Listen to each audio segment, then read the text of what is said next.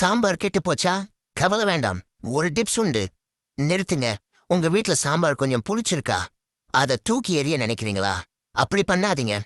எல்லாருக்கும் வணக்கம். Voice of kitchen குடும்பமே. இன்னைக்கு நம்ம வீட்ல நடந்த ரியல் சம்பவம். காலையிலே சூப்பரா சாம்பார் பண்ணி வச்சேன். மதியத்துக்கு போய் பார்த்தா, அடடா, சாம்பார் கொஞ்சம் புளிச்சிருக்கே. இதுதான் கிச்சன் ஹீரோ ஆகும் நேரம். அதுக்காக சாம்பார் தவறு இல்ல.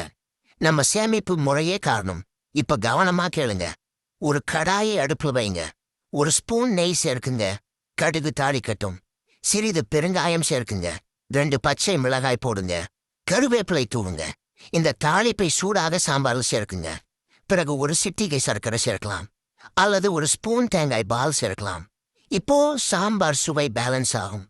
புளிப்பு குறையும், சுவை மேம்படும். இதுதான் சிம்பிள் ரெஸ்கியூ ட்ரிக். மேலும் ஒரு முக்கிய விஷயம். சாம்பார் முழுக்க குளிர்ந்த பிறகுதான் ஃப்ரிட்ஜில் வைங்க. சூடாக இருக்கும்போதே மூடி வச்சால் ஸ்டீம் காரணமாக சீக்கிரம் புளிக்கும். வீட்டில் உணவை காப்பாற்றுறவங்க தான் உண்மையான கிச்சன் ஹீரோ. சாம்பார் புளிச்சாலும் மனசு புளிக்க வேண்டாம். சின்ன டிப் போதும் சுவை திரும்பி வரும்.